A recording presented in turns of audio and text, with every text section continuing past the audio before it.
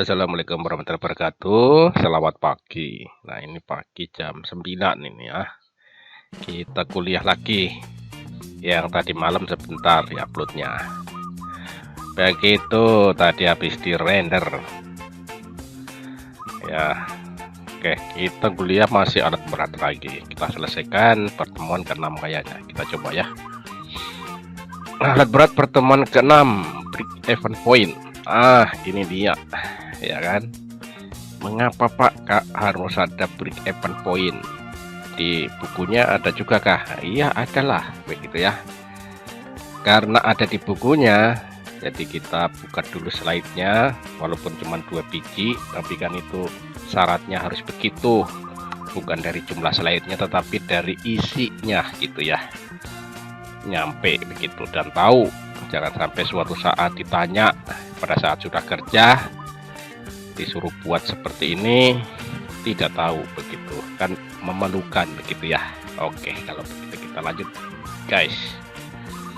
Masih tetap di sini ya, penelitian ini dia masuknya di ranahnya adalah ranah penelitian, jurnal internasional, skripsi, tesis, disertasi, dan penelitian lain untuk kebutuhan lain. Sedangkan untuk proyek biasanya break even point digunakan apabila untuk mengukur sesuatu gitu, tapi untuk dokumen lelang biasanya tidak ada, cukup sampai di POQ gitu. Tapi pada saat kita sudah bekerja, sudah jalan, atau pra lelang, pra usulan proyek, maka break even point sangat diperlukan gitu ya.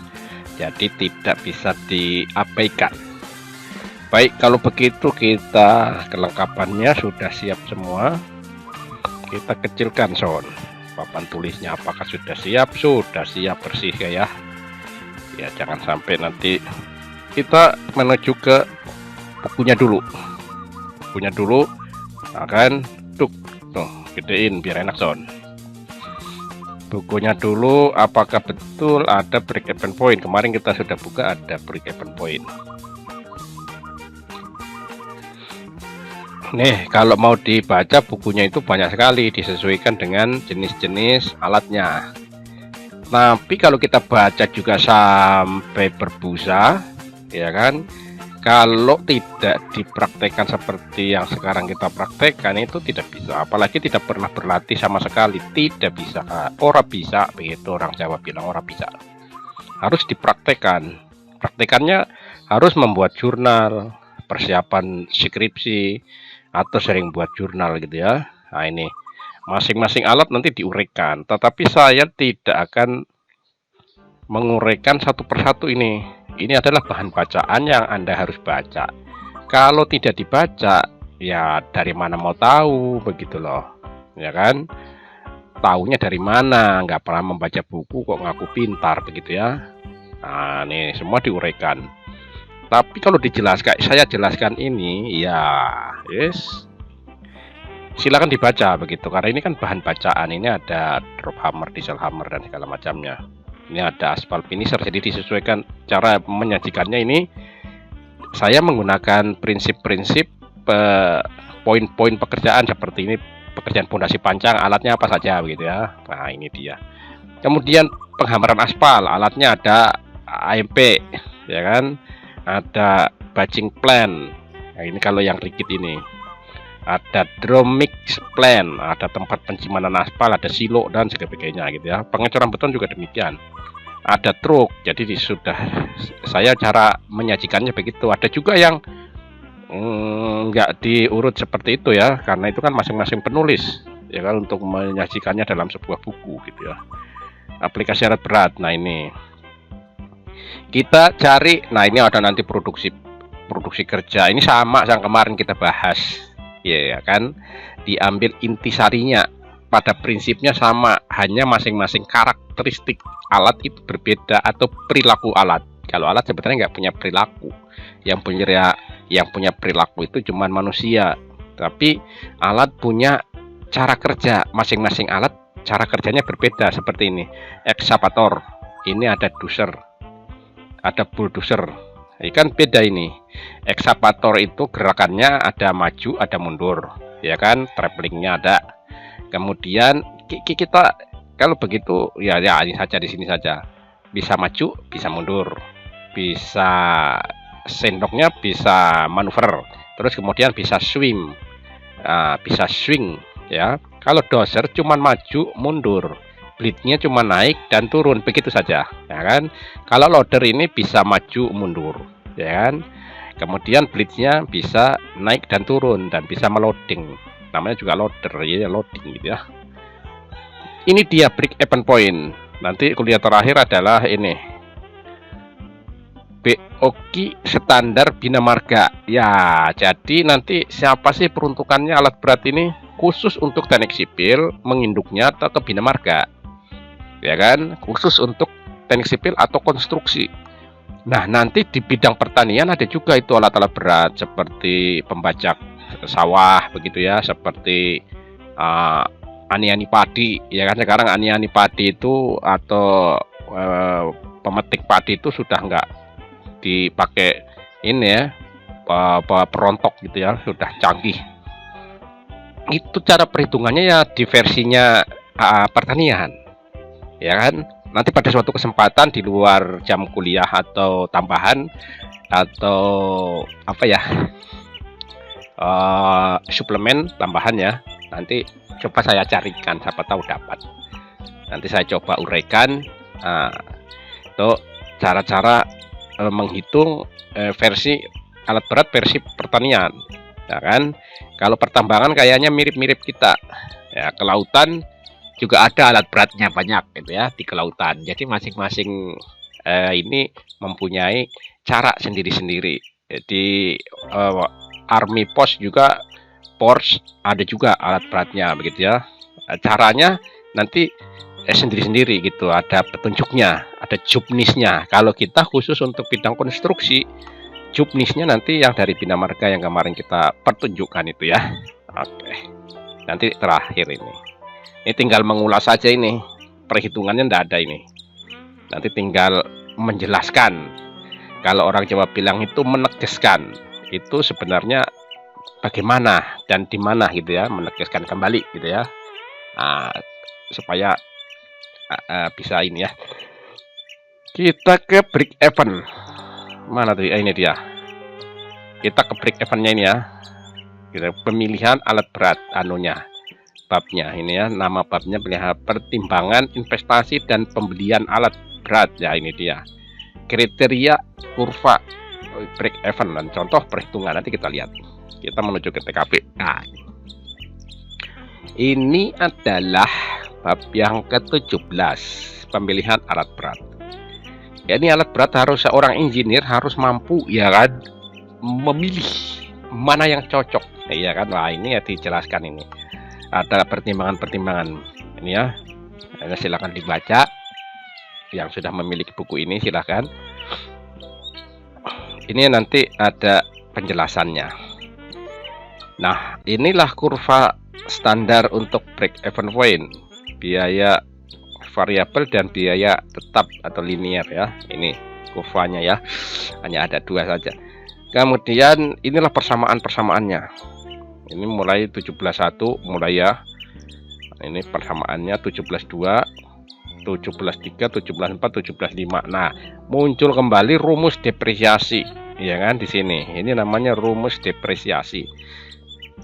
Yang kalau dijalankan ini ya kan ada I suku bunga ya kan, ini ditambah kali 1 tambah I suku bunganya ini I ya, pangkat N. Ini waktu, ini tahun berjalan ya.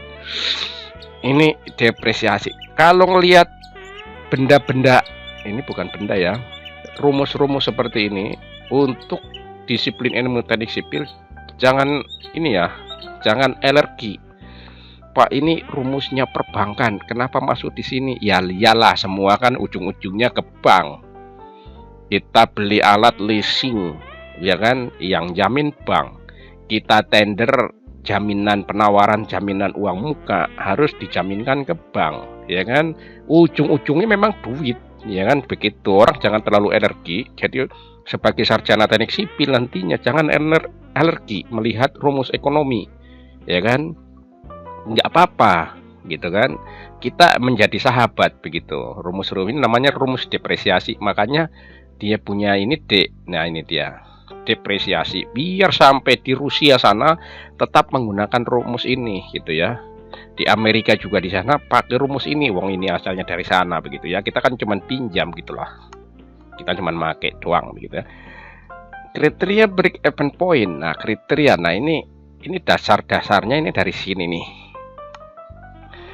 Kriteria suatu analisis break even point harus memenuhi syarat, yaitu apabila sudah terjadi pertemuan antara dua garis yang saling berpotongan, maka kurva dinyatakan sudah layak untuk dianalisis. Dan apabila tidak terjadi suatu pertemuan atau perpotongan, maka analisis terjadi kesalahan. Ya iyalah, itu namanya kereta api. Kereta api saja jalannya saling bertemu gitu. Kalau dia ini pindah jalur ya kan, nah, atau ngoper ya kan, pindah jalur kereta api ketemu gitu.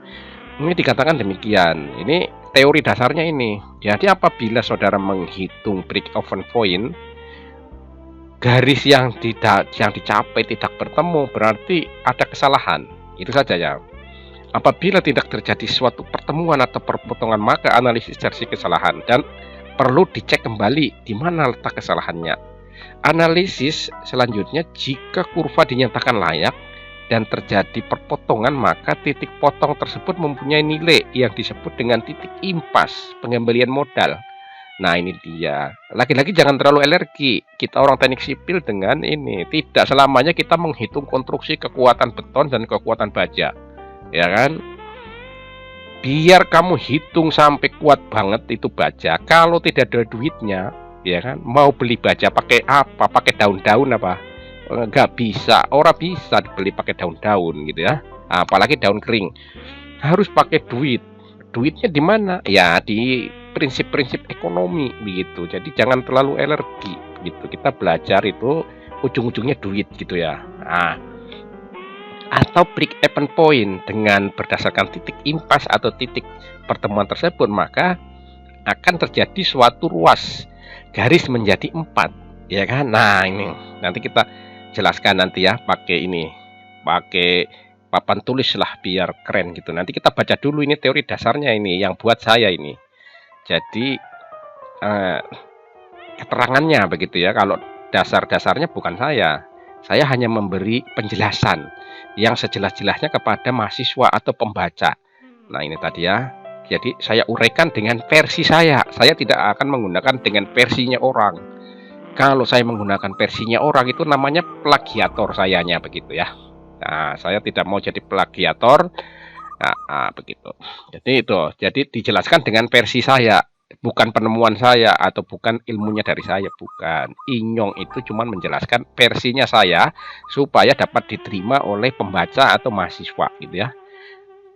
Di atas titik impas terdapat 2 garis. Nanti kita jelaskan dulu. Kita baca dulu ini halo-halonya begitu. Atau deskripsinya ini kita baca dulu, atau teorinya ini kita baca dulu. Nanti kita menuju TKP setelah kita berbekal bacaan. Kalau kita tidak pernah ada pengetahuannya, mana mungkin kita tahu.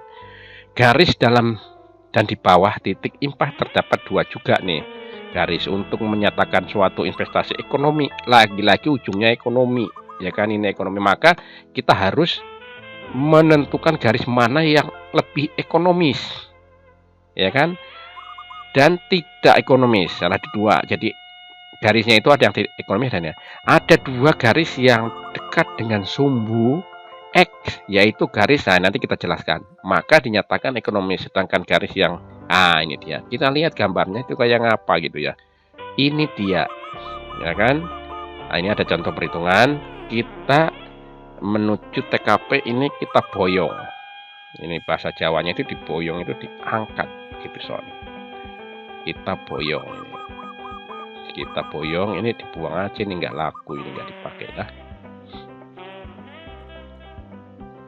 Kita boyong, kita breakdown dulu, ya kan. Kita ngambil saja ininya dengan titelnya, ya ini titelnya kita ambil ya.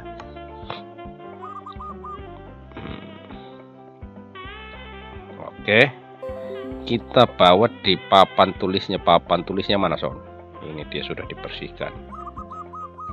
kita gedein son, gedeinnya ini harus pakai tangan ini ya, gini ya, udah asik ya. Jadi ini modelnya bukunya diangkat di sini, dipindahkan son. Kalau gitu kita uger-uger son ya, kita uger-uger pakai yang merah biar pada kelihatan dari jauh. Kita tes pennya yang bagus mana. Ini kegedean, ini ya mungkin ini dia bagus, kecil aja. Mungkin tadi terjadi 4 garis ya kan, atau teorinya yang pertama itu ada 2 garis. Sebenarnya ada 2 garis, berarti yang ini dengan yang ini gitu ya. Alat 1 dan alat 2 gitu. Nah, ini masih teori dasar ya, nanti perhitungannya nanti kita jelaskan perhitungannya. Ini masih teori dasar.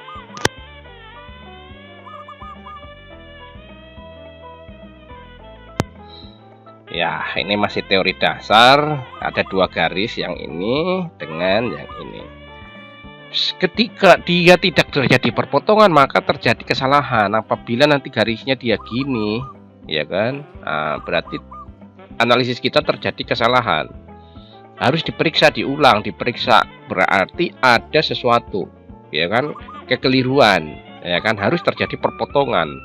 Ini syaratnya. Kalau tidak terjadi perpotongan, berarti tidak bisa dianalisis break even point. Berarti alat itu sama jenisnya, kekuatannya sama, jenisnya sama, kemampuannya sama, harganya sama gitu, walaupun catnya berbeda, yang satu merah, yang satu kuning, ya kan?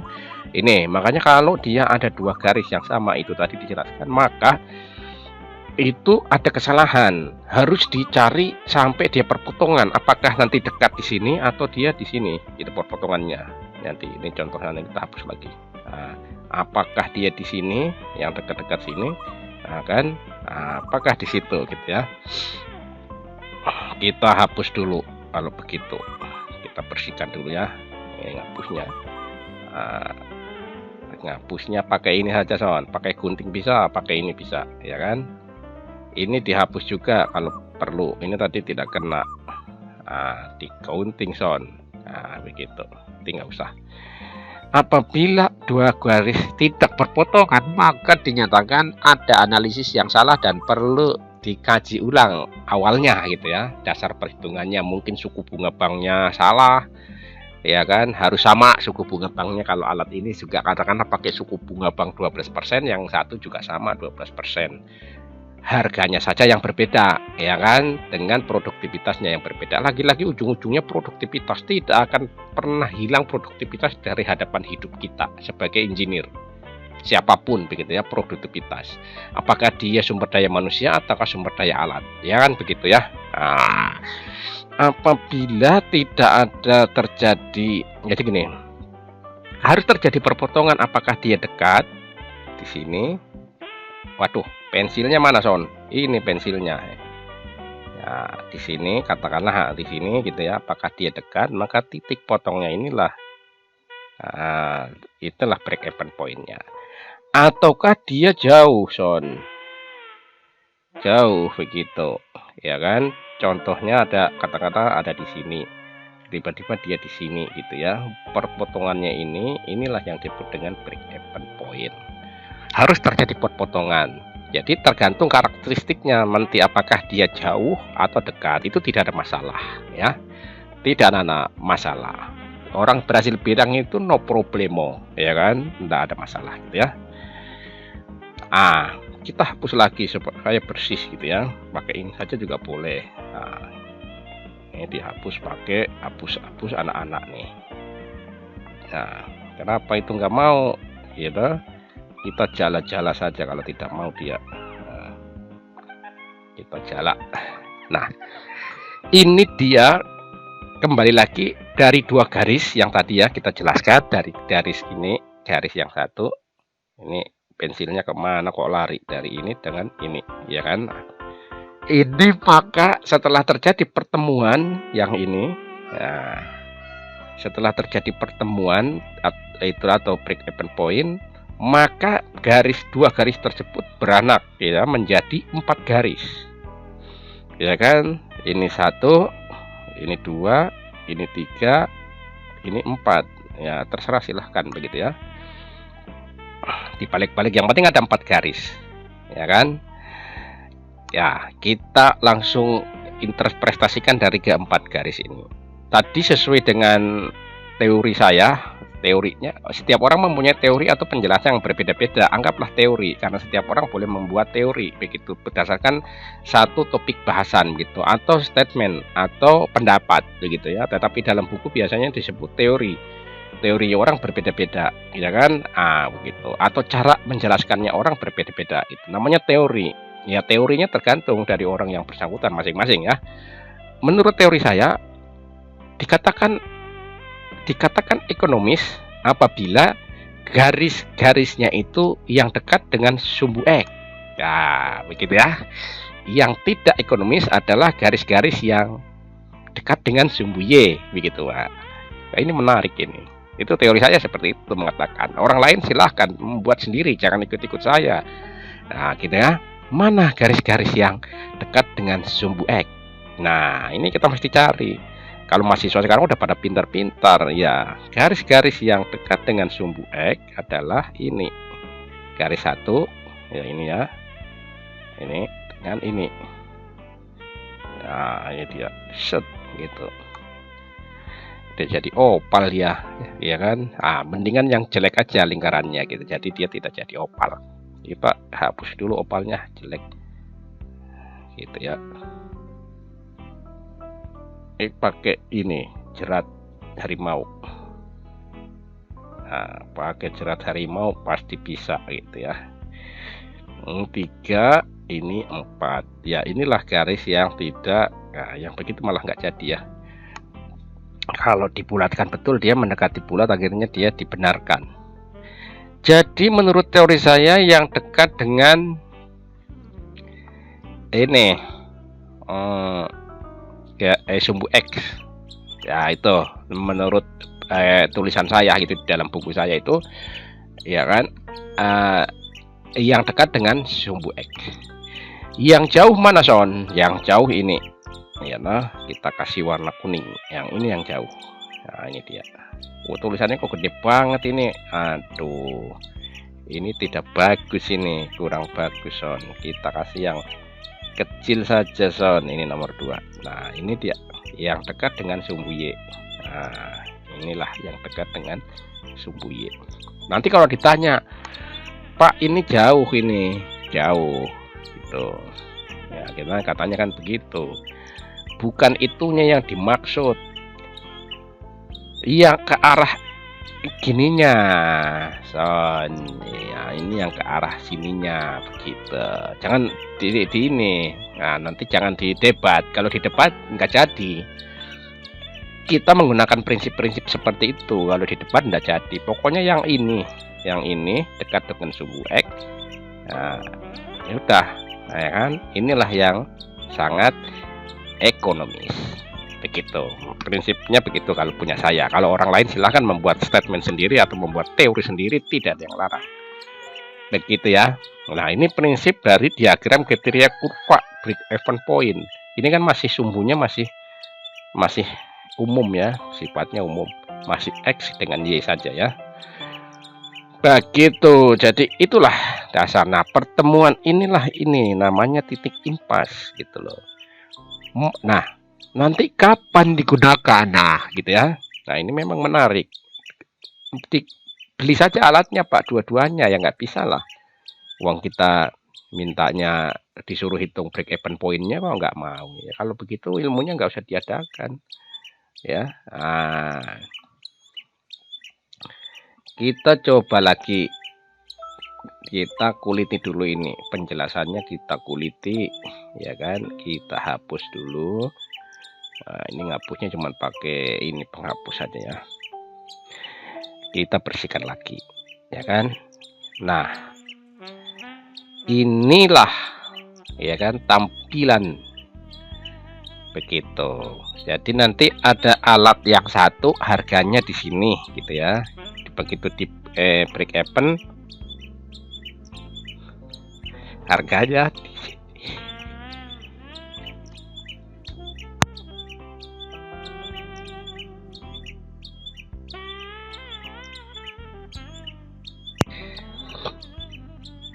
Terus yang kedua di sini gitu. Nah, ini. Maka terjadi titik perpotongan gitu ya.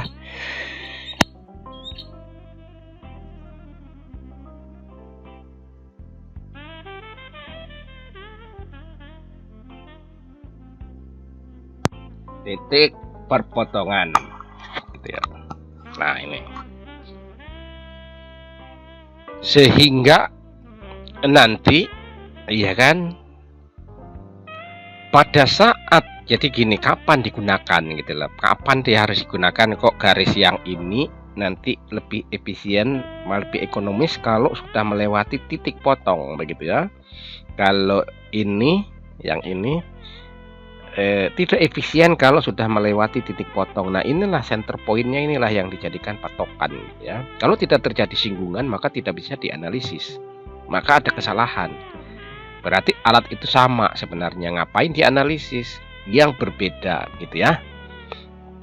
Kita bersihkan lagi karena kita akan interpretasikan dari sumbu-sumbu ini ya, dari sumbu-sumbu ini.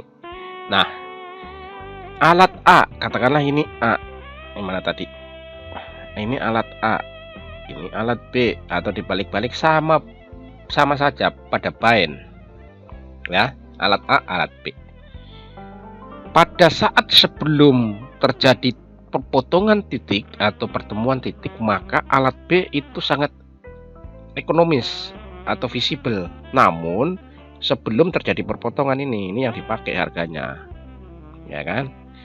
Nah, pada saat sudah terjadi perpotongan, maka alat B sudah tidak efisien, dibuang son, diskualifikasi ya kan.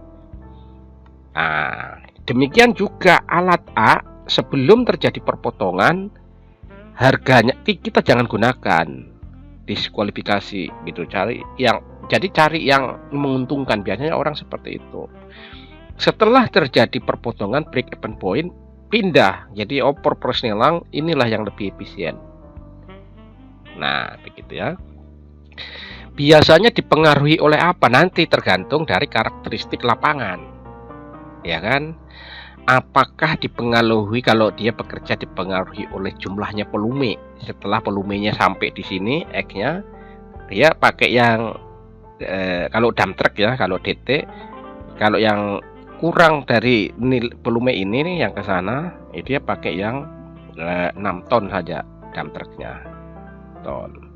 Setelah volumenya lebih besar yang ke arah sini, maka yang paling cocok adalah pakai dump truck. Ini contoh kasus di lapangan, nanti kita ke sana gitu ya. Yang cocok adalah yang 24 ton truknya gitu ya. Nah, begitu. Ini kembali lagi ke produktivitas nanti. Nah, makanya ini penting ini. Nah, banyak orang yang diabaikan saja gitu. Ya, ini ya kan, sip kalau begitu ya. Ini dia. Nah, ini dia. Ini contoh konkretnya gitu ya. Contoh konkret lain, tidak hanya dia dump truck, bisa saja pompa air. Ada pompa air yang satu ya kan, debitnya yang katakanlah yang A debitnya 10 meter kubik per detik. Yang satu lagi yang B, nanti ini pompa air ya, dia 50 kubik ya, atau liter kubik ya, kubik per detik.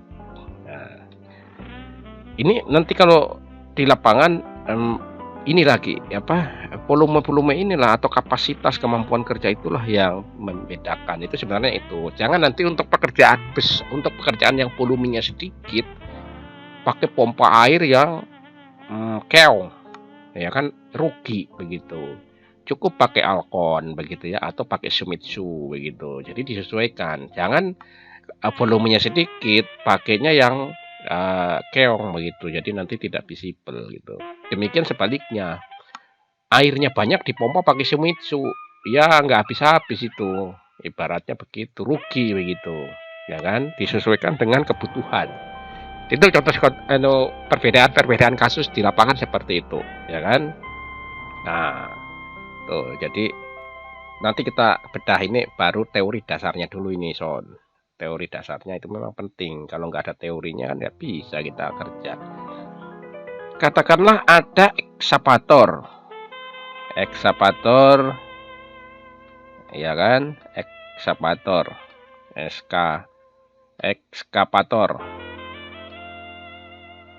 oh, gitu ya.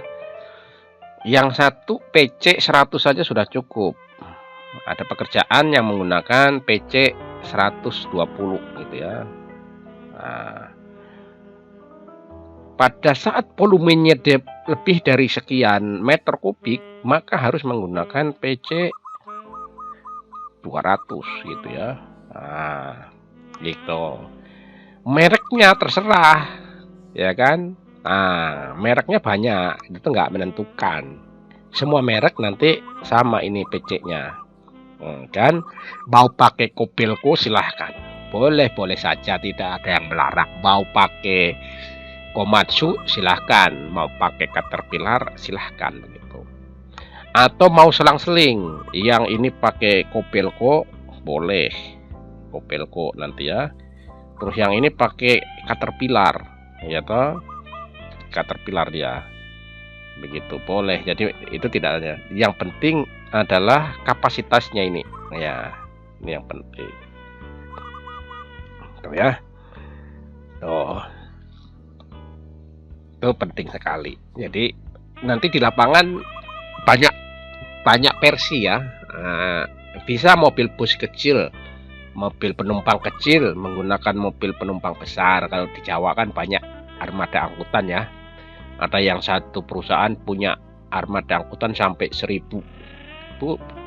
Nah, kemudian ada yang kapasitasnya 120, ada yang kapasitasnya 80. Nah, itu bisa dianalisis pakai ini gitu. Biasanya perbedaan-perbedaan. Mana yang lebih menguntungkan?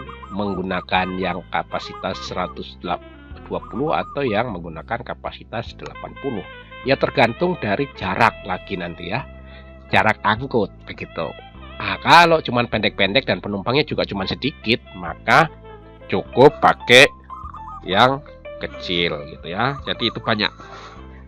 Nah, biasanya selain di teknik sipil, break even point yang paling banyak adalah dipakai di pabrik-pabrik. Penggunaan motor dalam suatu pabrik untuk travel atau untuk konveyor itu disesuaikan konveyornya. Kalau barangnya itu ringan, konveyornya nanti dikecilkan. Tapi kalau barangnya lebih berat, maka harus lebih berat. Tidak boleh barang yang ringan menggunakan konveyor yang kecepatannya untuk barang yang berat gitu. Itu banyak contoh kasus ya. Kalau begitu kita lanjut ke bukunya. Kita bersihkan dulu ini. Atau jangan dulu, nanti kalau kita butuhkan kita langsung ke sini. Nah, ini dia bukunya ya. Contoh, nah ini contoh perhitungan ya. Ini dicontohkan ada rencana A diusulkan suatu aliran tenaga power plant. Nah, ini pembangkit listrik ya. Wah, ini pembangkit listrik.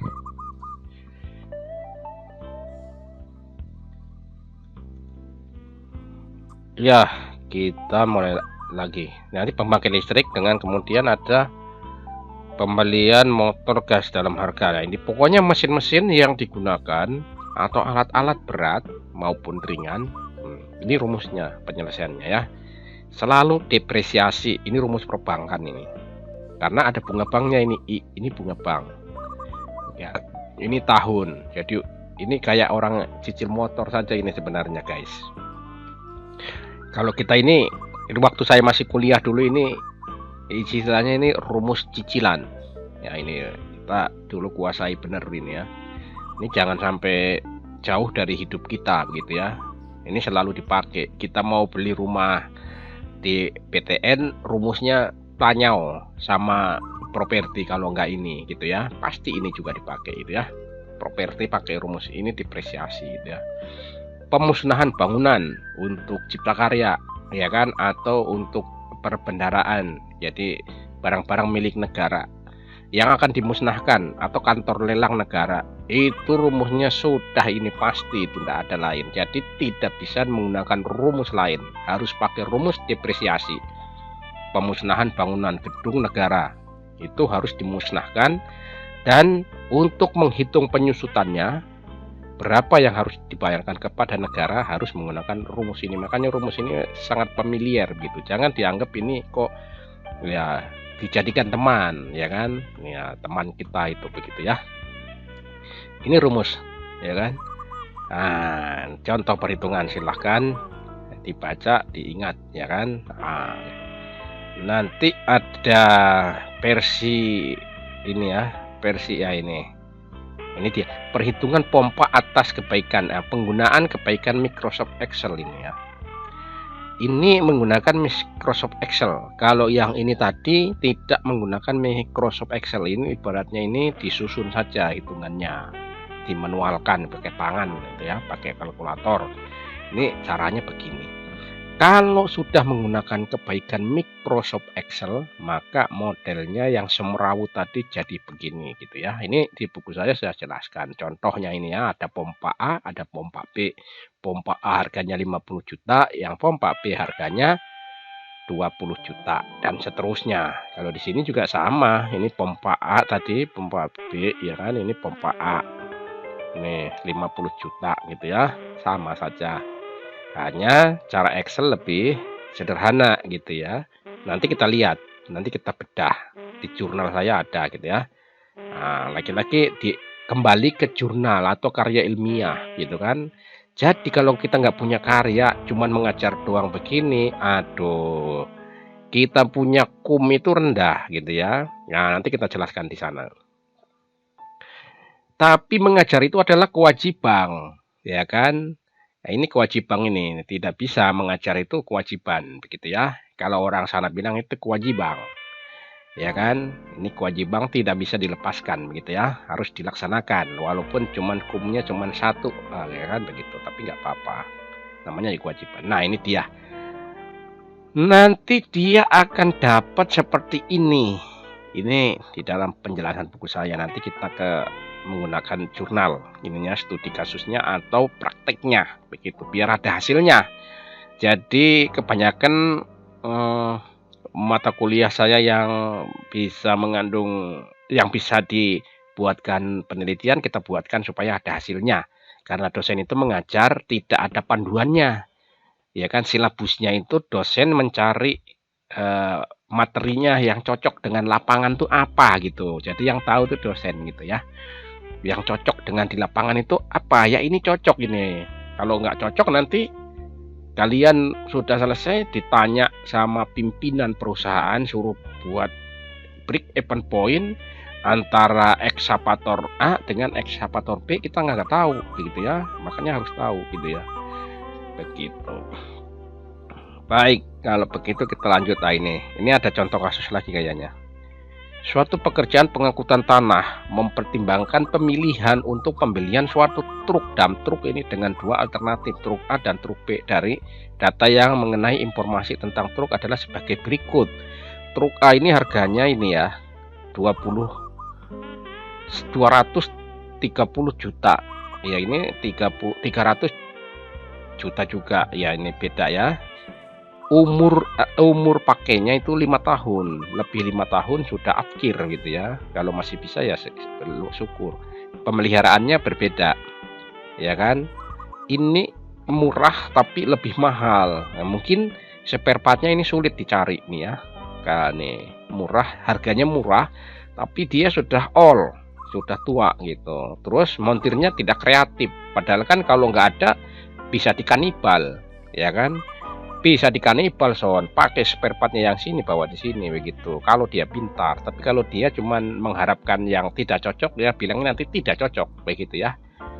Ya ini harganya mahal tapi biaya pemeliharaannya murah, ya kan. Mungkin dia sudah dibuat sedemikian rupa gitu ya. Kemudian nilai jual kembali, ya kan. Nilai jual kembali ini yang murah dijual juga murah. Yang mahal ini kalau dijual kembali dia mahal. Ya memang mesti ada perbedaan. Kalau nggak ada perbedaan nggak bisa. Itu makanya saya bilang ada terjadi kesalahan untuk memberi even point suatu ini kasus atau kegiatan atau apa, itu harus berbeda datanya. Kalau sama datanya, ya ngapain di break even point begitu loh, ya kan? Pakai aja suka-suka Nissan gitu kan. Oke. Biaya eksploitasi ya toh rupiah per kilometer. Ini biaya eksploitasinya ini mahal. Boros ini solarnya. Sudah masih ini menggunakan solar yang nozzle yang model lama ini, yang pakai injection. Ya kan? Yang pakai nozzle ini. Ya kan? Pengabutannya pakai nozzle. Sedangkan ini dump truknya ya kan? Ini sudah pakai ini pakai modul. Yang ini sudah pakai modul, ini sudah nggak mekanik. Yang ini modelnya mekanik ya. Nah, nozzle-nya itu disemprotkan itu bahan bakar menggunakan mekanik tumbukan. Nah, sedangkan ini sudah menggunakan electrical, sudah pakai modul, jadi lebih irit gitu, sehingga lebih murah dia. Walaupun biaya spare part-nya mahal, tapi ternyata konsumsi bahan bakarnya dia lebih irit ya, begitu. Kalau sekarang itu mobil yang dulu itu Kijang 5K itu pakai karbu, ya kan, ini pakai karbu, katakan ini Kijang 5K, sedangkan ini mobil Innova sudah pakai injection, ya kan, PPTI, ya kan.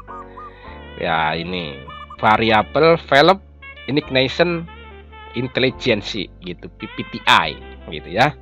Sedangkan ini masih karbu yang nanti kalau reparasi disemprot saja pakai kompresor, ya kan, atau ditiup pakai mulut kalau kompresornya tidak punya, begitu ya, disebul begitu. Sedangkan ini sudah ignition intelligence, sudah menggunakan modul. Ini masih pakai platina, ya kan, kalau Kijang gitu ya, sama-sama Kijang. Ini Kijang Super, ya kan, sama-sama Kijang. Ini Kijang Innova, ya kan, beda, ya kan, begitu. Itu maksudnya ini, ya kan, dijelaskannya begitu.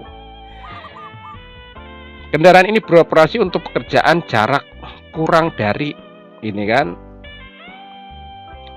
1.200 km, dan tingkat suku bunga berlaku ini ya. Tingkat suku bunganya antara kedua-duanya ini harus sama, 15% per tahun. Truk manakah yang akan dipilih? Nah, ini contoh saja pekerjaannya ini. Contoh di buku ya, silakan dibaca. Nah, itu rumus-rumusnya. Kalau saya jelaskan tulis satu-satu, itu sama saja saya yang pintar, kamu yang tidak tahu apa-apa begitu. Harus pelatihan dan baca bukunya. Kita ngambil kesimpulannya ini. Biaya ekuivalen total adalah sama untuk kedua alternatif dengan jumlah ini dia kilometernya. Ini ya. Set. Hasil ini dapat dikerjakan dengan kebaikan Microsoft. Nah, ini gambar yang berikutnya. Yang ini ya. Nah, cara-cara yang panjang ini ruwet dan ribet. Ini pekerjaan zaman dulu.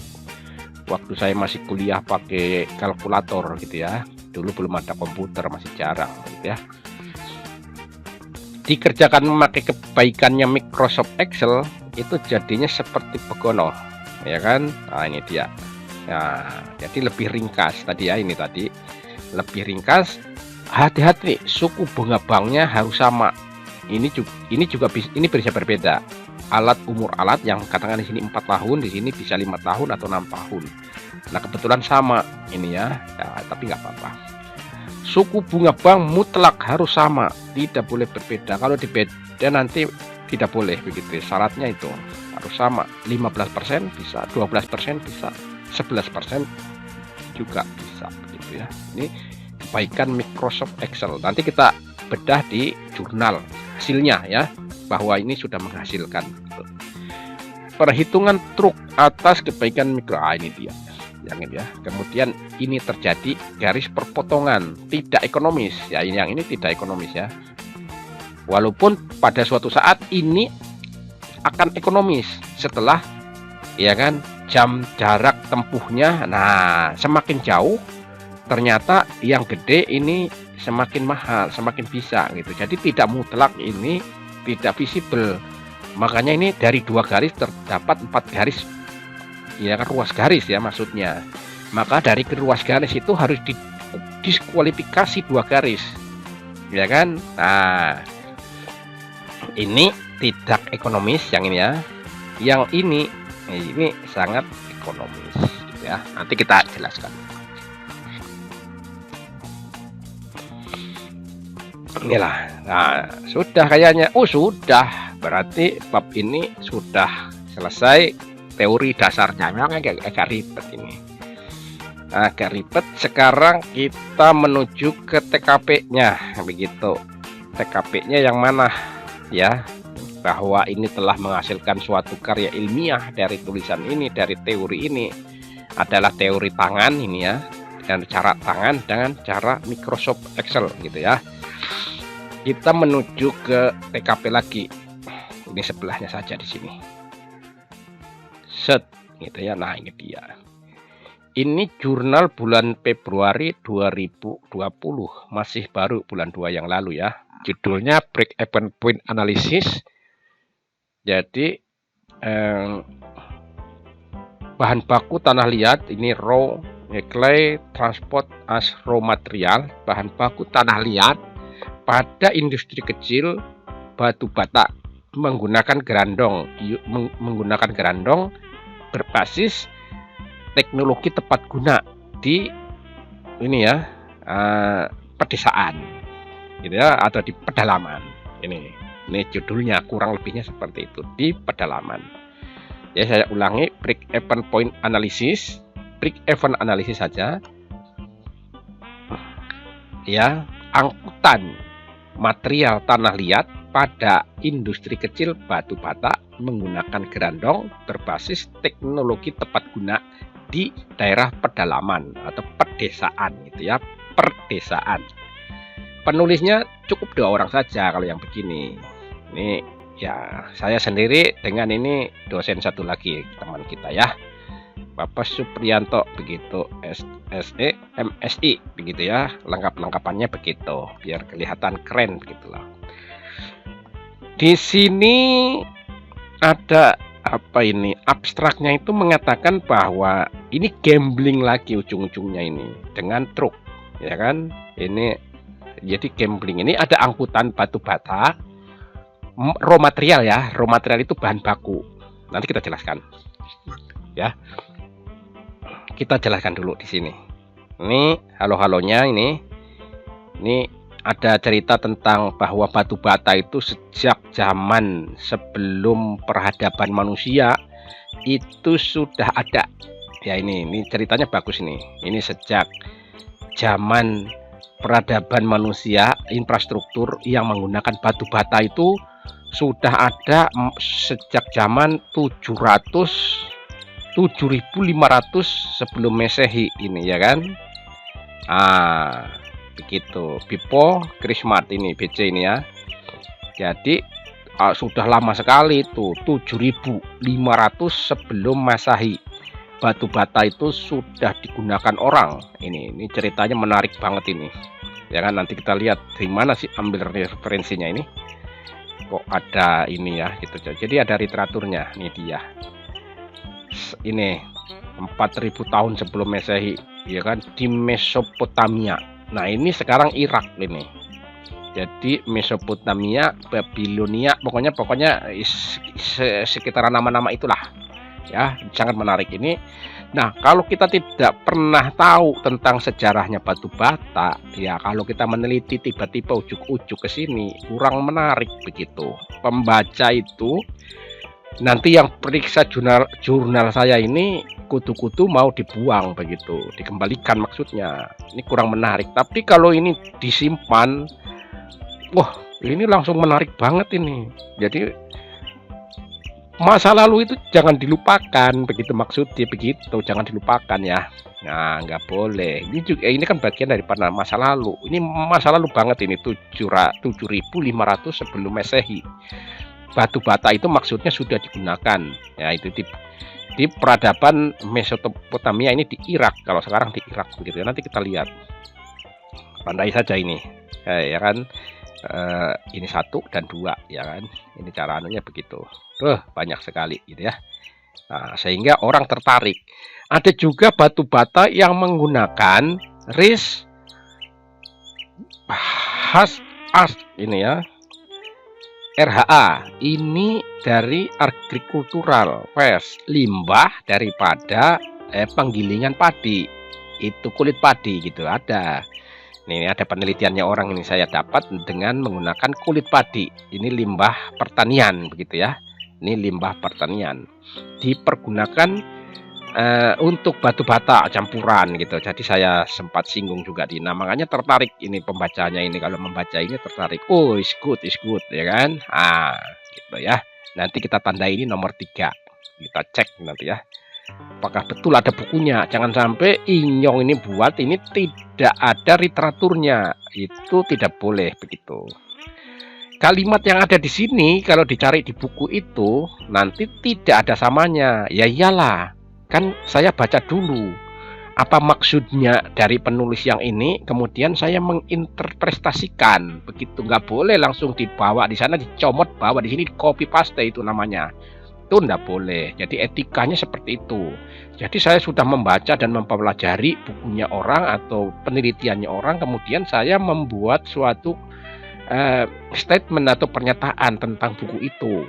Jadi menginterpretasikan. Jangan yang ada di buku itu dibawa di sini langsung copy paste itu langsung out begitu ya.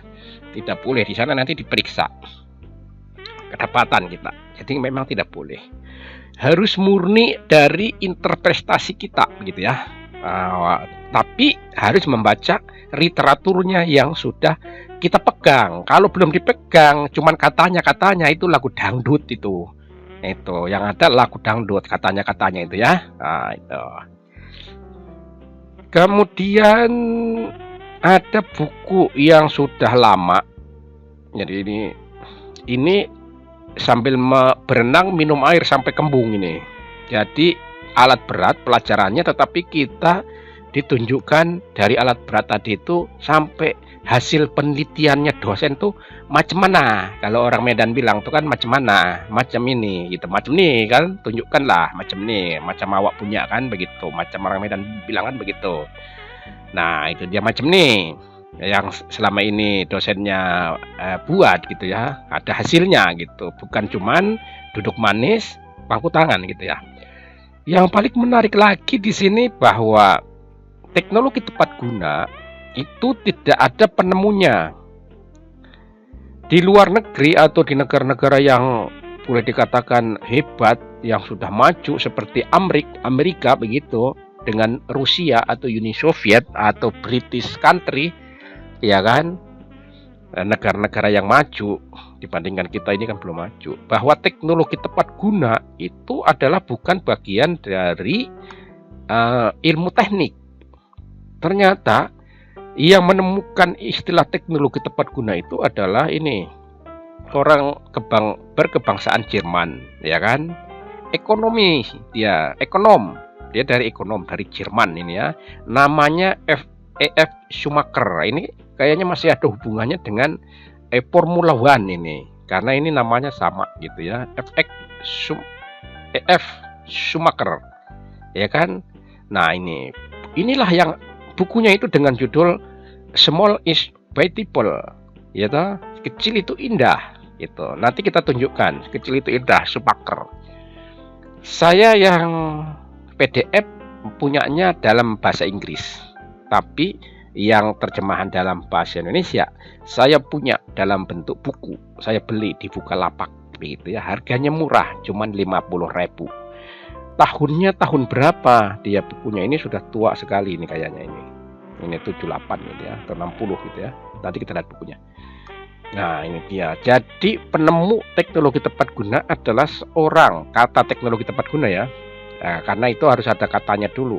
Itu adalah seorang ekonom dari Jerman, namanya E.F. Schumacher, ya kan. Siapa tahu Anda ditanya nanti pulang di kampung, di Butur sana, ada yang juga di Wawunii, makanya harus diberitahu. Siapa tahu nanti tentang teknologi tepat guna itu adalah karya Schumacher. Isinya apa? Teknologi tepat guna itu ya ini nanti dijelaskan.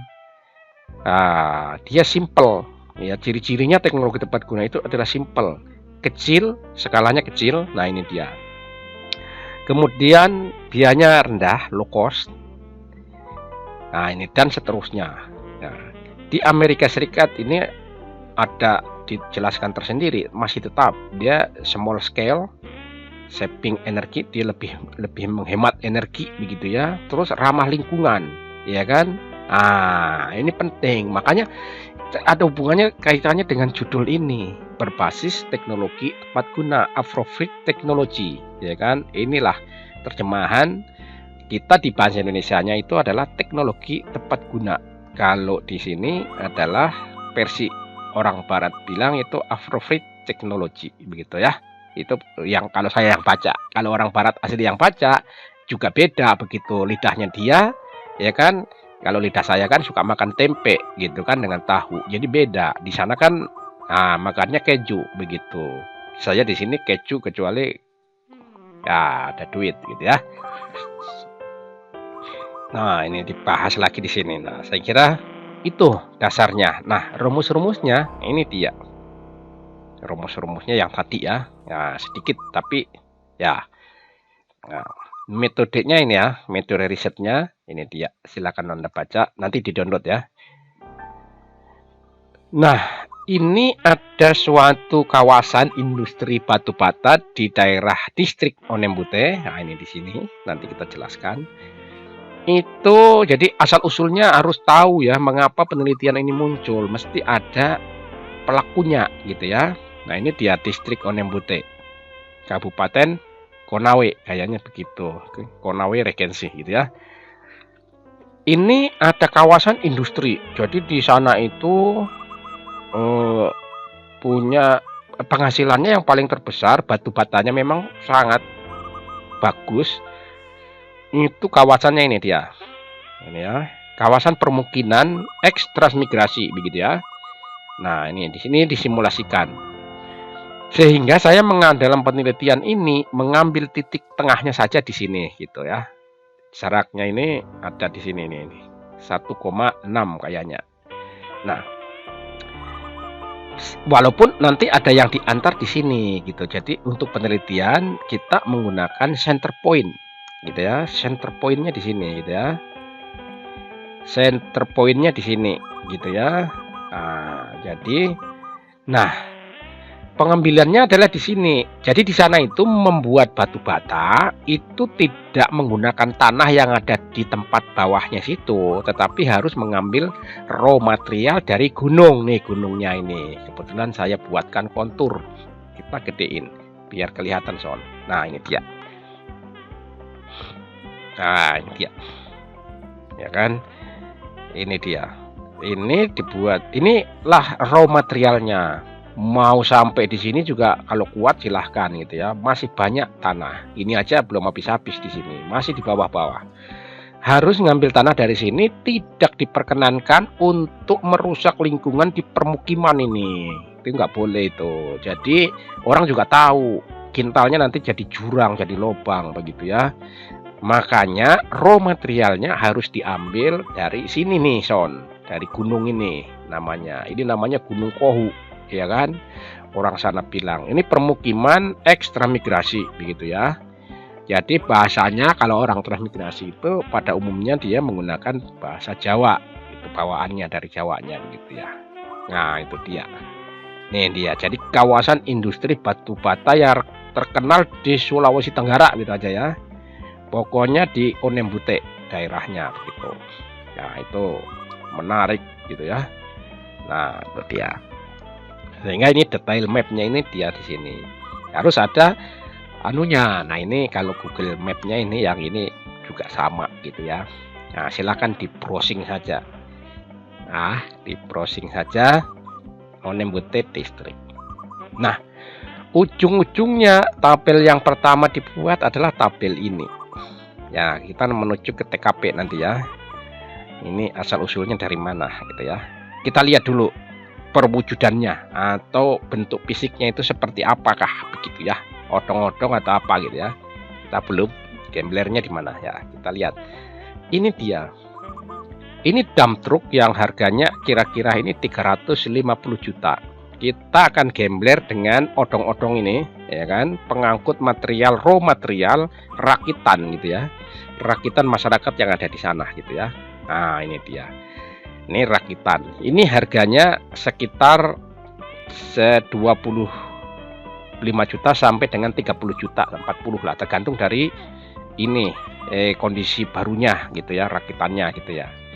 Dibuat daripada limbah besi tua, ini dia ya kan, limbah ini dibuatnya dari ini ya kan, daripada dia di scrub ya kan, kalau dibuat begini lebih menarik begitu. Jadi sekarang laku itu limbah-limbah besi tua, laku ya kan. Nah, apakah dia PT-PT modelnya nanti jadi, apakah dia kijang super atau kijang 5K atau 4K begitu ya, bisa, atau stroke, ini stroke bagus, lebih bagus lagi. Nih dia kijang kapsul, kijang 5K ini kayaknya ya. Ini limbah-limbahnya dibuat dari ini ya, sehingga digembler nanti mana yang lebih menguntungkan ya kan. Nah, sip. Nah, ini dia hasilnya. Sebelum kita menuju ke sana, kita lihat dulu ya.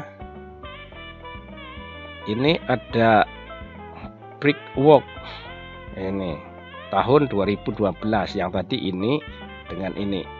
Kita menuju ke TKP. Ini dia Collinson pengarangnya. Kita ke sini biar jelas gitu apakah ada bukunya betul atau tidak begitu ya.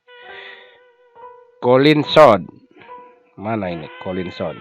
Nah, di sini dia masih ada di sini. Nah, ini dia, ini Collinson John. Pas ya, kita buka bukunya. Oh betul, ternyata bukunya ada ini ya, brickwork ya kan, bricklaying. Wah ini memang ya kan, bukunya ada betul, ini bukunya ada betul ya kan. Halaman bukunya itu 404. Jadi kalau baca ini ya boleh-boleh lah. Mengapa saya menggunakan buku literatur pakai buku berbahasa Inggris ya kan? Jawabannya mudah Son. Kalau kita menggunakan buku bahasa Indonesia yang gratis di Google itu nggak ada ya kan. Kalaupun ada itu adanya di Gramedia, mesti kita beli. Kalau beli, uang dari mana Inyong? Habis bukunya untuk beli buku. Buku saya kan banyak ya kan, yang di sini tadi. Nah ini dia. Ini belum masuk semua. Jadi setiap menulis dibuat buku baru, tapi stok persediaan banyak begitu ya. Stok persediaannya belum sempat masuk, banyak banget begitu ya, banyak gitu. Nanti pada saat dibutuhkan baru tinggal diambil di foldernya sini.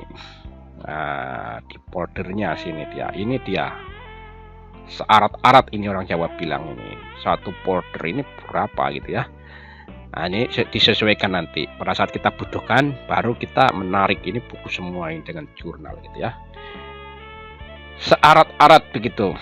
Nah, ini Wilson ini bukunya ini satu saja ya. Nah, ini satu saja. Ini apa namanya, legalitasnya yang kita lihat ya, jangan sampai nanti buku ini adalah tidak legal. Nah ini dilihat ISBN-nya internasional ini ya, dan ini buku diterbitkan secara online, ini e-book ya kan, boleh di-download gitu ya, tidak dilarang dan tidak dibeli. Berarti memang ini kebaikannya dari para ini ya, perusahaan yang mau menerbitkan ini. Ini bagus sekali dibaca ini. Makanya dari sinilah kita tahu gitu ya. Oke lah kalau begitu. Ini sekedar membuktikan bahwa kita menulis sesuatu itu harus ada bukunya. Walaupun saya sendiri juga bahasa Inggris ini masih pelitat-pelitut, pagi sore, kadang sore juga tidak ketemu gitu ya bahasanya. Tapi minimal ngerti lah, ya kan? Ngerti gitu aja ya. Kita kembali ke TKP gitu.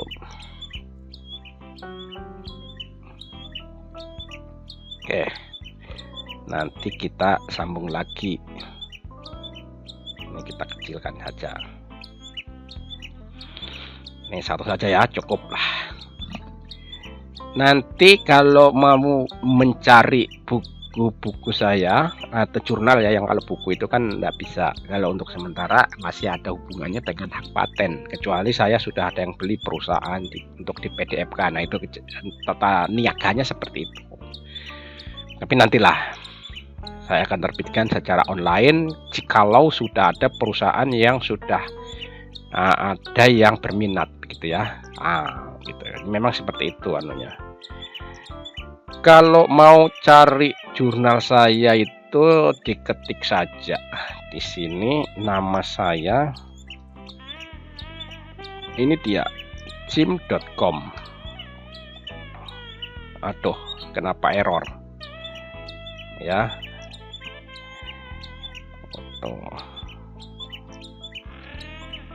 Jim.com. Error lagi. Tidaklah. Langsung dapat. Silakan Anda mau cari apa di sini, home-nya ya ini ya. Saya menggunakan karena ini kan sifatnya internasional. Saya menggunakan filsafat Jawa untuk sebagai home-nya. Ini kan home nih. Home-nya menggunakan filsafat Jawa. Ingarso song tulodo ing madya mangun kerso tutawuri handayani. Yang di depan Ingarso memberikan teladan, tulodo teladan. Yang di dalam ini madya membangun gitu ya. Diharapkan dapat membangun, berkarya gitu. Tutawuri handayani ya kan. Nah ini begitu. Jadi ini yang di belakang memberikan dorongan begitu ya. Ini filsafat Jawa sehingga muncul di sini Javanese filosofi. Jadi yang ini yang baca kan orang barat ini. Kanjinya ini kanjinya Jawa Kawi ya kan. Hono corokonya ya ini ya kan. Saya juga ini dapat ngopi tinggal ngambil saja di ensiklopedi ya kan. Ini seperti inilah kanjinya. Sebenarnya dulu kalau ini dikembangkan untuk menjadi tulisan Indonesia sangat bagus, tapi ya berhubung kita menggunakan huruf Latin ya apa boleh buat. Kita kan tinggal ikut saja begitu. About me, silahkan ini about me-nya. Ya kan? Silahkan dibaca begitu, sedikit sekali ya. Terus disciplines. Supaya kelihatan begitu. Nah ini ada sedikit saja, saya belum bisa memberikan ini yang banyak, nanti suatu saat saya akan edit. Kemudian international journal. Silahkan yang mau download buka saja itu, silakan mendownload di sini gratis tidak bayar. Ini yang terakhir April 2020 ini ya. Design of analysis railroad as structure load on a passenger train using hand method. Jadi ini tentang analisis pembebanan pada kereta api, jalan kereta api, ya kan, struktur jalan kereta api pada ini ya, kereta penumpang menggunakan metode tangan. Nah ini dia. Di British judul saya ini ditolak karena dia mematahkan teori-teori yang lama. Orang sudah beratus-ratus tahun menghitung jalan kereta api, ya kan, menggunakan rumus-rumus yang nanti silakan buka. Kalau penasaran silakan buka. Saya uraikan rumusnya. Tetapi saya tidak menggunakan rumus itu untuk menghitung, tapi saya menggunakan metode tangan saya sendiri. Toh dapat, ya kan, syaratnya pada saat jalan di tengah sawah dia kurang dari 2 kilogram per 1 cm bujur sangkar. Itu syaratnya, selesai, titik ya. Itu saja yang dipegang kuncinya. Nanti ada ya. Nanti ada kayaknya di sini tidak muncul. Nanti di kesimpulannya ada ya. Jadi teorinya itu patah semua. Kenapa demikian? Kalau saya mengikuti dengan teori-teori yang sudah ratusan tahun, itu sama saja saya bilagiato. Ya, jadi saya menggunakan hand method gitu. Hand method itu tangan saya arahnya kemana, di situ saya ikuti. Yang penting dapatnya adalah tidak pada saat tanah yang paling lunak gitu ya. Paling lunak itu di sawah atau di rawa begitu ya, atau di sungai. Itu tidak lebih dari 2 kg per meter 1 cm bujur sangkar. Itu syaratnya itu ya. Nanti silakan, penasaran silakan buka ini ya. Download saja, ditekan ini mendownload ya. Kalau ditekan itu langsung berdownload. Ini yang Brickly ini ya, yang tadi kita bahas. Nanti kita bedah. Kemudian ini ada ini, jadi kuliahnya alat berat tapi hasilnya alat berat ya inilah. Ya. Ini ada desain struktur untuk gaya tension. Jadi suatu menara radio yang menggunakan tali. Jadi strukturnya ada pada tali ini gayet. Gayet tension ini ada biasa tiang antena yang menggunakan tali kiri kanan, ada 3. Inilah strukturnya begitu ya, akibat beban angin ya pada radio antena dengan ketinggian 40 meter gitu. Jadi bukan BTS, nanti BTS akan saya coba ya. Ini khusus yang tali, banyak itu ya yang tali gitu ya. Nah begitu. Nah ini dia. Nah akibat arah angin ya, akibat angin saja ya kan. Begitu, silakan download yang berminat. Ini kalau nggak ditunjuk-tunjukkan begini kan orang nggak tahu gitu ya. Memang berbahasa Inggris, ini kan sifatnya internasional, bukan kampungan begitu loh, ya kan. Nah, kemudian ada traffic light design analysis of to overcome congestion in small city with atau using simple Arduino. Ini penelitian ini menceritakan. Ini juga mematahkan teori yang lama, juga mematahkannya, mengkombinasikan. Jadi begini, di kota-kota kecil seperti di Kendari dan Indonesia pada bagian timur itu menggunakan simple Arduino ini sangat murah, harganya cuma 100.000 atau 90-80.000 gitu ya. Modulnya Arduino. Nah, nanti saya tunjukkan ininya. Nanti saya tunjukkan softwarenya. Ini ada softwarenya ya, dikunci pakai software gitu ya. Dikunci di cloning. Nah ini. Jadi cukup menggunakan ini bisa, nggak usah beli itu yang standar daripada yang di jalan-jalan itu kan mahal. Ternyata begitu ya. Sampai 200 juta. Ini harganya cuman murah ini, ya kan? Di Bukalapak ada dijual. Sama saja hasilnya. Kedip-kedipnya ya kalau hijau yang menyala hijau, bukan pada saat hijau dia menyala merah gitu ya. Silahkan buka ini kalau mau penasaran, mau menulis skripsi tentang transportasi, silahkan ini dibuka, sangat menarik. Nah di sini mengkombinasikan, ini bukan mematahkan teori lama ya, mengkombinasikan dari teori ini dengan lampu merah ini berdasarkan teori yang saya baca bahwa lamanya lampu merah menyala itu kan masing-masing berbeda-beda, itu ditentukan ya kan, setelah saya baca ditentukan oleh banyaknya antrian pada setiap ruas jalan gitu ya. Nah itu, tetapi saya mengkombinasikan atau memasukkan cara lain. Cara itu tetap dipakai ya kan, cara lama itu silahkan dipakai. Saya menggunakan metode baru, yaitu dikombinasikan dengan menggunakan kecepatan awal. Ya ini makanya full star speed. Ya kan? Kecepatan awal ternyata harus disosialisasikan oleh pihak berwenang, harus cepat. Kalau perlu tancap gas, ya kan, pada saat dibuka itu yang di depan.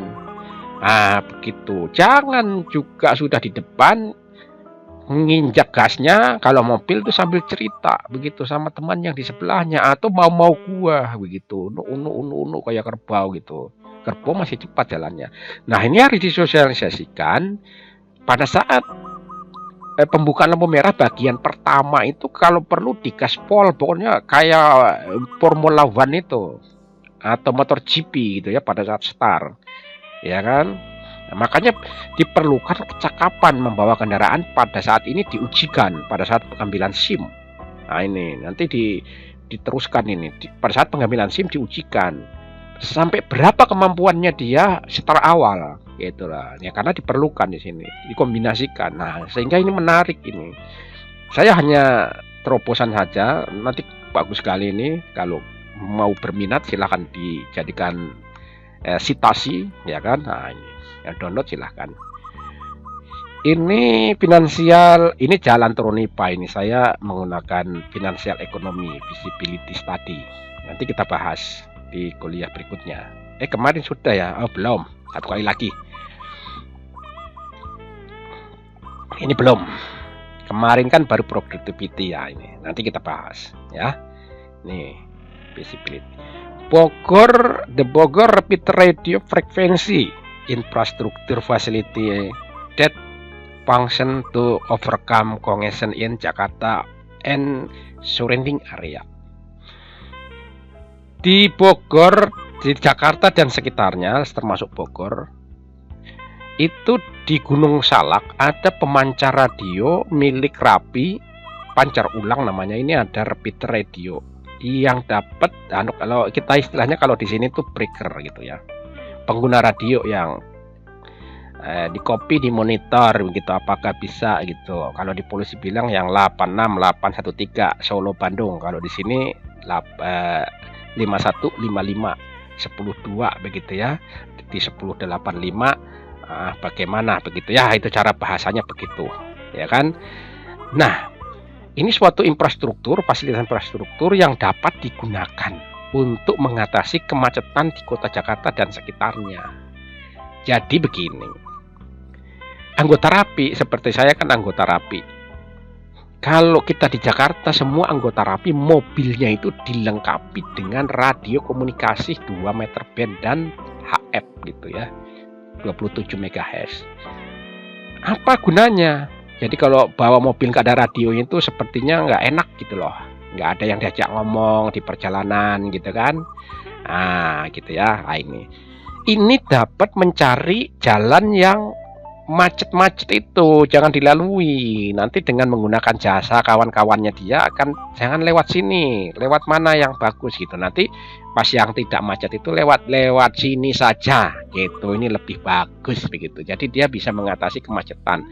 Tapi sifatnya hanya parsial begitu, individual atau tadi komunitas itu ya, tidak secara keseluruhan. Nah, ini sangat menguntungkan. Nah, ini dijelaskan saja di sini. Ini juga bagus untuk transportasi. Ini metode penelitiannya adalah menggunakan SEM. Nah, di sini nanti ini SEM-nya signifikan. Nah, saya sangat probability-nya ini sangat memuaskan, 0, jadi 5%. Ya kan? Silahkan dibuka dan sangat bagus ini. Orang saja yang tidak tahu itu tidak bagus. Ini productivity kemarin kita sudah bahas. Ini sama, yang ini kan sekarang break even point. Tapi kita productivity kita sudah bahas di mini keren gitu ya. Industri kerandong gitu ya. Ini sama. Ini sama jangan yang kita bahas sekarang, hanya yang sekarang bukan productivity, tetapi break even point. Anunya sama, tempat ininya ya. Boleh. Finansial ini yang kemarin concrete mixer, yang productivity kita menggunakan ini gitu ya. Ini dia. Ini juga studi kelayakan. Silahkan download gitu ya. Ini sekedar tambahan gitu ya. Jadi satu kali kita berenang itu minum air jangan banyak-banyak, secukupnya, nanti kembung perutnya begitu ya. Ini jurnal, ini buku. Ya, buku sudah disiapkan di sini. Terakhir buku pelabuhan tapi belum masuk, nanti saya masukkan gitu ya. Sudah dicetak semua. Tuh. Terus kemudian IPR-nya. IPR-nya ini lumayan banyak ini ya. Ini hak paten. Sudah 9 gitu ya. Masing-masing sudah terbit, ada juga yang belum terbit, ini masih accepted ya kan, diterima. Ini sudah granted, sudah diterima sertifikatnya. Kemudian IPR ini dia kontak. Jadi kontaknya itu ini silahkan begitu ya.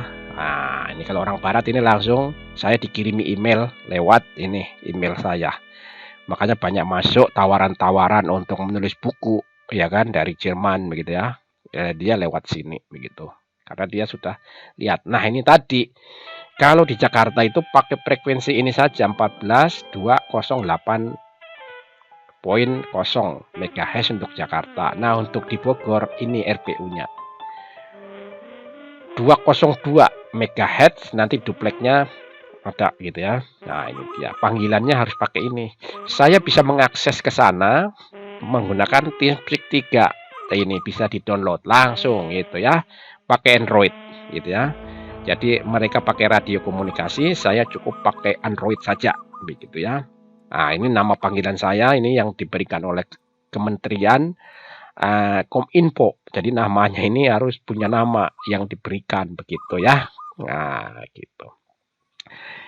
Oke, kita lanjut. Nah, kita lanjut lagi ke TKP yang ini nih. Nah, ini dia. Nah, ini sudah muncul ini. Kita seperti biasa selalu membuat equipment rent. Nah, ini dia. Ini ada grandong ya, nama alatnya tadi itu disebut grandong. Nama ini di jurnal juga tetap grandong namanya ya. Nanti ada penjelasannya di sini. Ya, ada penjelasannya. Nanti di sini ada penjelasannya bahwa itu adalah nama lokal. Itu ini namely lokal. Lokal namely. Jadi grandong itu adalah nama lokal yang diberikan. Makanya tetap di judulnya atau di pembahasan ini saya menggunakan nama ini gitu ya. Karena ada penjelasannya bahwa ini adalah nama lokal. Kalau di British sana mau diganti dengan odong-odong itu ya silahkan, ya kan? Atau di Jawa sana bilangnya odong-odong, ya silahkan. Gitu namanya nama lokal gitu ya. Disesuaikan dengan nama setempat.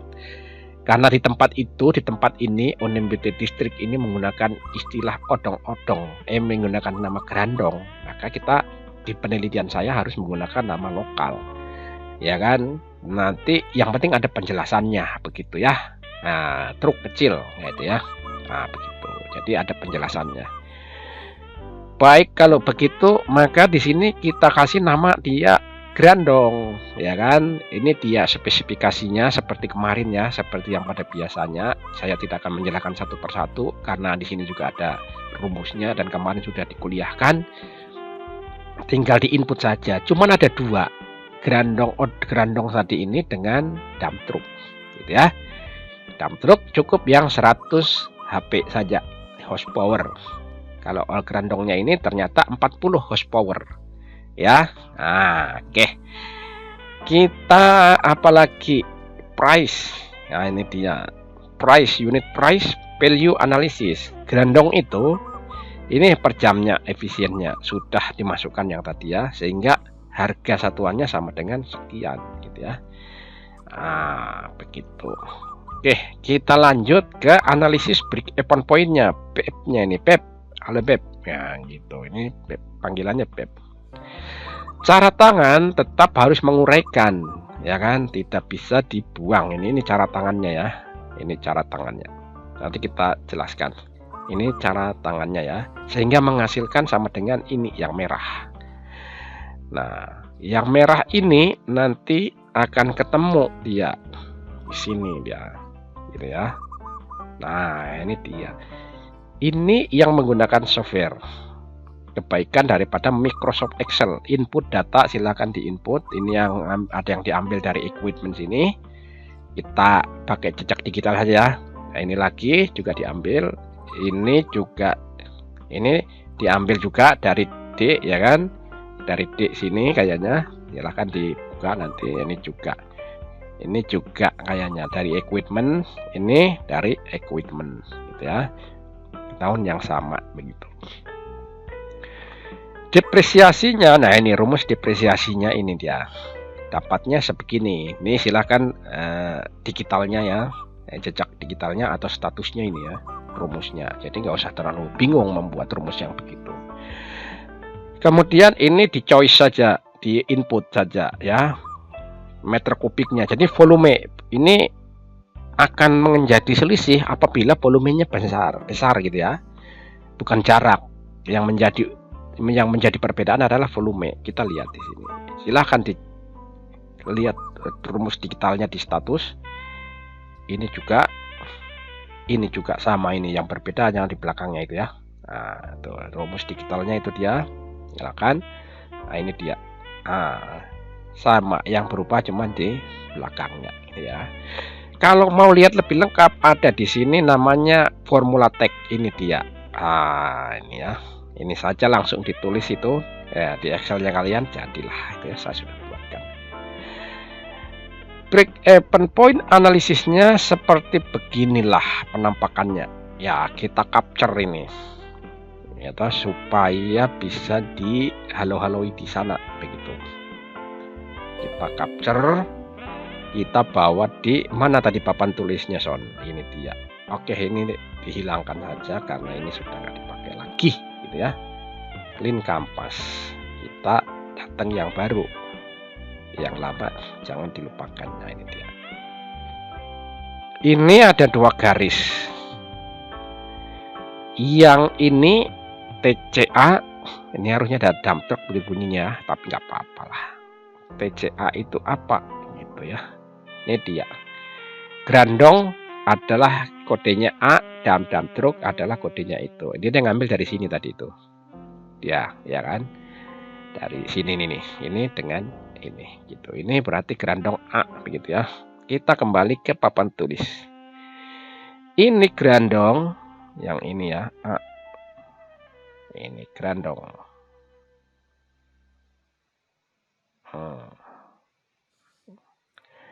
Ini dump truck. Yang ini truk.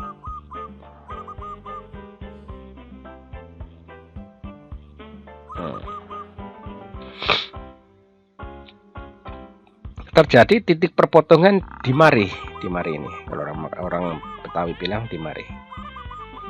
Ternyata dia tolok ukurnya bukan jarak. Boleh juga pada suatu saat Anda boleh menghitung dengan jarak. Tapi ternyata saya menggunakan capacity atau productivity, ya kan? Nah, ini dia menarik.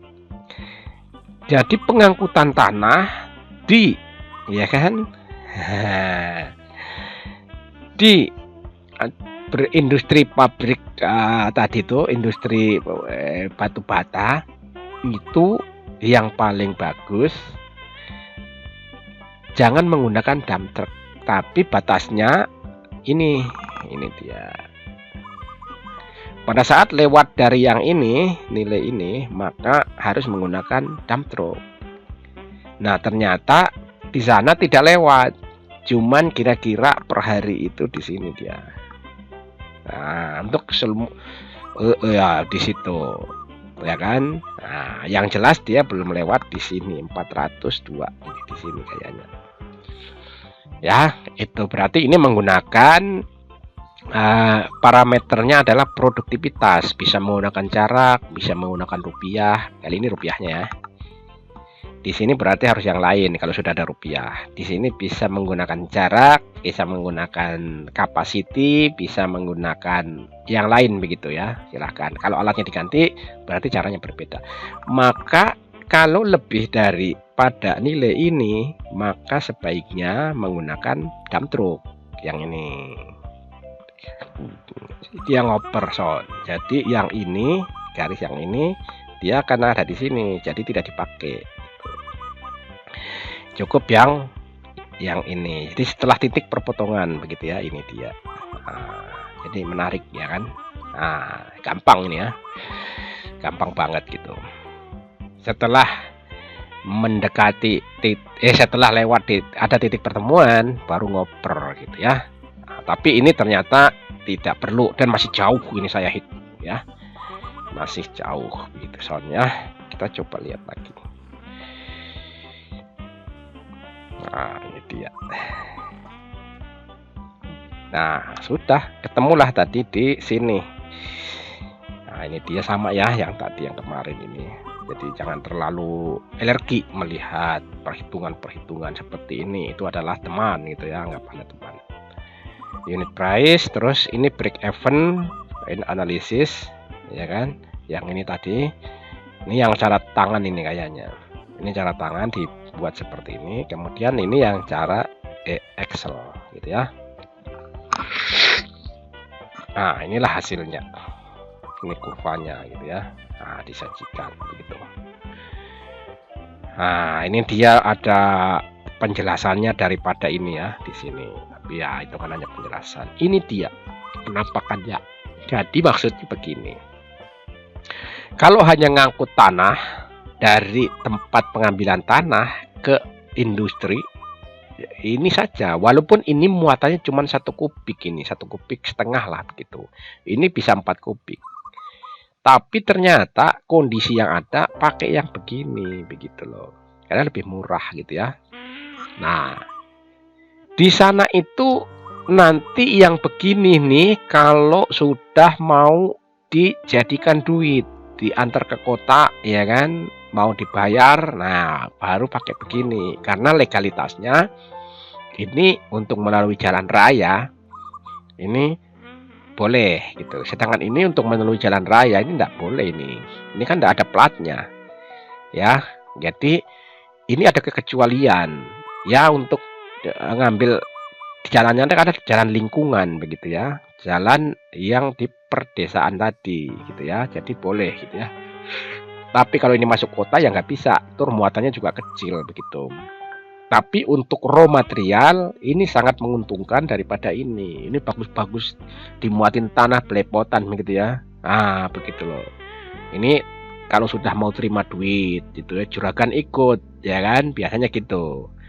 Juragan ikut di sini, tapi di belakang sana sampai 10 truk gitu ngangkatnya. Ini sebagai juragan ini mau mengantar ke kota untuk mencairkan uang, biasanya juragannya ikut. Di belakang sana truk yang begini sampai 10 begitu ya. Jadi satu kali terima dia langsung transfer bank gitu ya. BRI kalau di sana terkenal itu BRI begitu ya. Nah, ini dia. Jadi pas gitu ya. Ini sudah selesai yang ini tadi, ini enggak terlalu banyak. Oh iya. Ada penjelasan kurva yang sifatnya kayak kantor lurah. Kayaknya begitu. Nah, ini dia. Ini penting ini ya. Walaupun dia model kantor lurah ini adalah penampakan. Ya kan? Setiap tripnya ya kan, kalau grandong itu kalau ini grandong 8 trip, 8 kali ngambilnya, sedangkan kalau truk itu diasumsikan 4 kali saja gitu setiap tripnya. Ini volume, kalau yang grandong ini cuma 2 meter kubik, sedangkan yang dump truck ini 4 meter kubik. Ini kan, nah ini dia ada kali-kalinya di sini. Ambilnya kan dari sini dia. Ya kembali lagi, setiap hari dainya 1 bulan itu 22 hari ini ya. Ini kalau grandong cuma 2 kubik, kalau dump truck 4 kubik ya kan. Harinya sama 22 seperti yang kemarin kuliah kemarin ya, 22 hari dalam sebulan. Mau dipolkan juga lebih bagus, tapi untuk skop penelitian mengasumsikan nilainya seperti begini ya. Untuk bulannya tetap 12 bulan ya kan. Nah, kalau nggak penuh bulannya nanti gimana? Kita mau makan kan bulan-bulan begitu. Sehingga muncullah trip dalam per hari ya kan, dibulatkan menjadi 8 trip. Sedangkan dump truck cukup 4 kali saja. Kalau ini pulang balik 8 kali, itu perbandingannya. Tetapi break even point-nya volumenya harus ini gitu. Ini dia. Ini volumenya harus ini. Ya kan? Kalau masih kurang daripada ini cukup pakai grandong saja walaupun 8 kali gitu ya. Nah, ini ada ininya ya, ada produktivitinya ini. Nanti kapan-kapan kalau kita kuliah produktivitinya bisa gitu ya. Tapi kan kemarin sudah, tapi sama saja sih prinsipnya. Nah, itu jadi ini dipakai juga ya. Tabelnya ini dipakai, grafiknya tadi dipakai ini kayaknya. Coba kita periksa. Oh iya, ada kantor lurah di sini. Ya, tapi nggak apa-apa ini. Namanya histogram. Apa yang menarik di sini? Nah, ini dia. Limitation. Jadi keterbatasan saya untuk meneliti, silahkan ini diberi ide kepada peneliti lain, ya ini desain and analisis material transport raw material maksudnya ya, menggunakan kabel Y. Nah, seperti di pegunungan, untuk di pegunungan ya kan, kabel Y.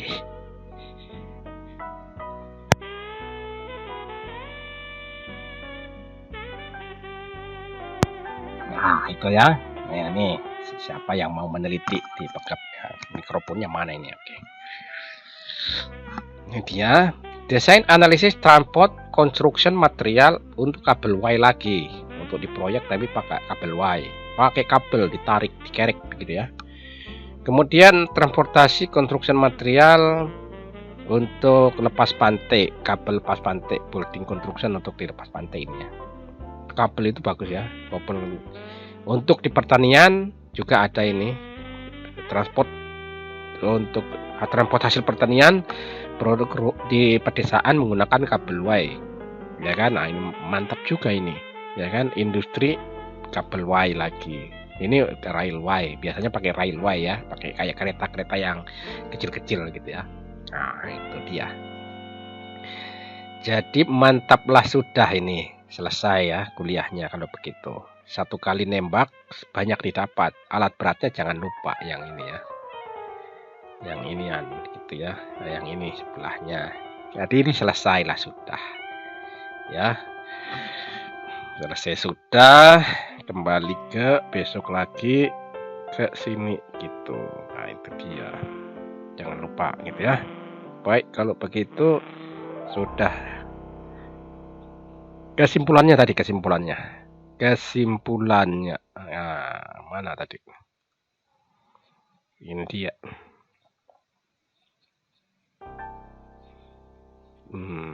Conclusion. Nah, ini dia. Ternyata untuk transportasi grandong ini yang sangat direkomendasikan, ya kan. Nah, itu ya.